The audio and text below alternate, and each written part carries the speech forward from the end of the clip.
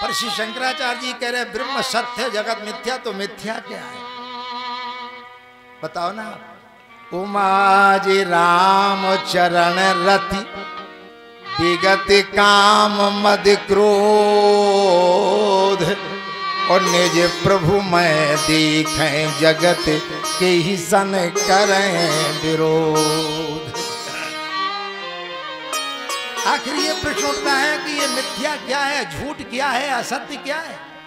वैसे तो तमाम प्रश्न हैं, पर कभी कभी अंतरंग आता है कि जब सब भगवान का स्वरूप है, एक एव ही भूतात्मा भूते भूते व्यवस्था एकदा बहुधा चैव्य दृश्यते जल चंद्रमा। चंद्रमा एक है पर लाखों पानी से पूरित घड़ों में अलग अलग दिखाई दे रहा है। ऐसी संपूर्ण प्राणियों में वो एक ही तो बैठा है, दूसरा तो नहीं है। तो आप बताओ, महापुरुष कहते हैं ये तो सब संसार भगवान का स्वरूप है, पर मिथ्या वो है जो तुम बनाए बैठे हो कि ये हमारा है और ये तुम्हारा है। जब यह संसार स्वप्नवत है तो उन्नति और अवनति क्या है। आपका संसार है। जब यह संसार स्वप्नवत है तो उन्नति और अवनति क्या है। स्वप्ने का राजा और रंग होना मिथ्या है। जीवों की यहाँ अवस्थाएं सब घोर मोह की रातें हैं, और इन रातों में जो होती हैं भी सब सपने की बातें हैं। पर इन रातों में जोगी जगते हैं और सारी दुनिया सोती है। या भी जग जाते हैं जिन पर बस कृपा राम की होती है। या भी जग जाते हैं जिन पर बस कृपा तुम्हारी होती है। क्यों? सोई जाने जेहि दे जनाई।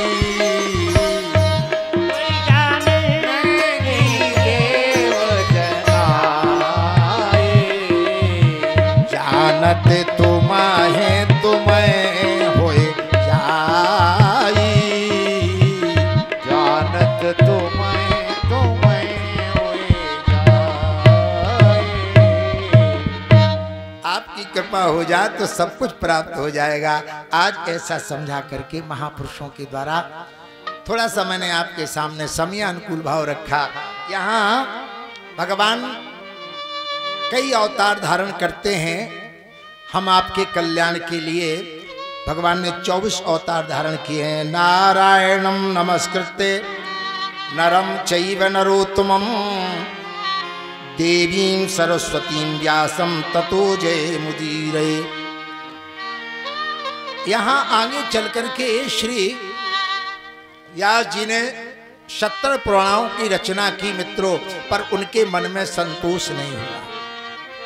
सभी को विदित है, पंचम वेद बनाया श्री महाभारत। इतना सब लिखने के बाद जो स्वयं भगवान के स्वरूप हैं उनको संतोष नहीं हुआ। आदमी कह देता संतोष ही रखो। अगर कहीं बाजार में खरीदने पर मिल जाती तो सब लोग खरीद लेते। आखिर ये सब है क्या? वैसे तो लोग कहते हैं जो ब्रह्मांड में है वही शरीर में। मैंने आपसे कहा ना, आप लोग कहते हमें क्रोध आ गया, तो कभी आपने सोचा क्रोध किसी बाजार से तो नहीं आया, अंदर ही से तो आया ना, बाहर से तो नहीं आया। हमें क्रोध आ गया, अंदर से आया ना। तो उसको कंट्रोल करने वाला भी तो अंदर होगा। यहां पर व्यास जी को संतोष नहीं है। मैंने आपसे कल कहा था धन तो है पर चैन नहीं है, आराम तो है पर चैन नहीं है, सोने का महल है पर चैन नहीं है, तमाम संपत्ति इकट्ठी की है पर चैन नहीं है। आराम तो है पर चैन नहीं है। पर एक महात्मा कहते हैं आराम की तलब कर तो एक काम कर, आराम की तलब में लला राम राम। एक तो अल्प अवधि, आप देखो कितनी छोटी आयु है, लघु संबत जीवन पंचदशा। एक तो अल्प अवधि तामे बहु सोच पोच, और करवे को बहुत हैं कहा कहा कीजिए। पारना पुराणन को शास्त्रन को अंत ना है, और राग तो रसीले चित्त कहाँ कहाँ दीजिए। हम कहाँ कहाँ भटके, पर महापुरुष कहते 100 बातन की एक बात तुलसी जी बताएं जा तो, और जन्म जो सुधारो तो राम नाम लीजिए। जन्म जो सुधारो तो राम नाम लीजिए। तैसे ही हर बिनो भजन खगेसा, ओ मिटहि न जीवन केर कलेसा। सब कर्म तो खगनायक एहा, ओ करिय राम पद पंकज नेहा। या व्यास जी के मन में असंतोष है,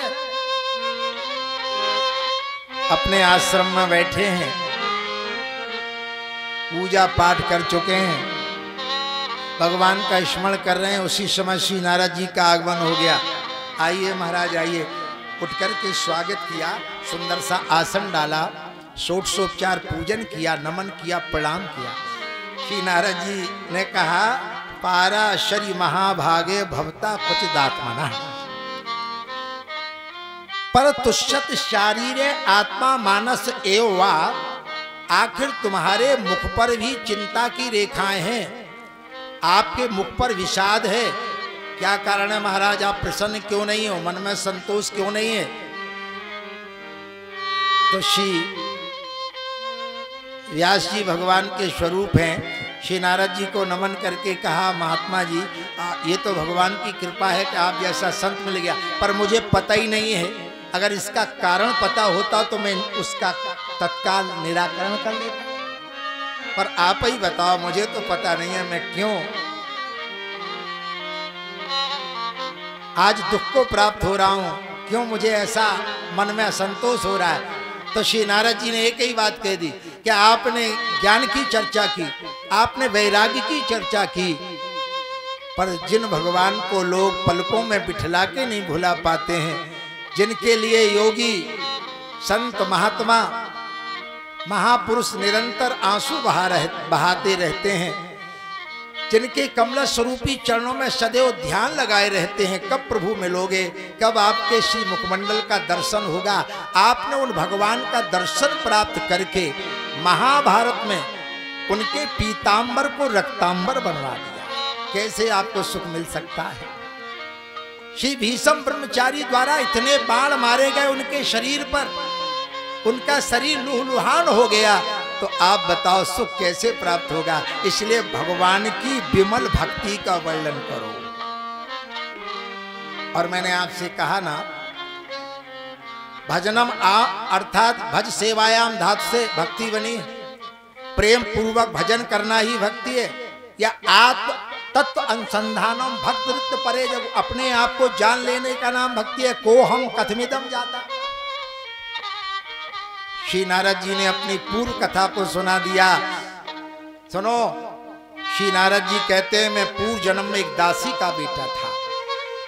अहम पुरातीत भवे भवम मुने दास्यास्तु कश्याश्चन वेदिवादिना। मैं गरीब था, मेरी माता मुझे बहुत चाहती थी, निरंतर मेरे सुख के लिए प्रयत्न करती रहती थी। मैं आंखों का तारा था, माता का प्राण था, स्नेह प्रेम से पला पोसा था। पर मेरी माता कुछ ब्राह्मणों के यहाँ सेवा का काम करती थी, उनके यहाँ बर्तन धोती थी। एक बार उन ब्राह्मणों के यहाँ चातुर्मास व्यतीत करने के लिए कुछ संत महापुरुष आए, तो मेरा बचपन था, देखो थोड़ा गौर से सुनना, मेरा बचपन था, मैं संतों का दर्शन करता, उनको प्रणाम करता, नमन करता, माताजी भी सेवा करती तो मैं भी उनके लिए पुष्प लाता था, आसन बिछाता था। और जब वो भोजन बना चुके और भोजन कर चुके तो उनके हाथ का दिव्य प्रसाद मुझे प्राप्त होता था।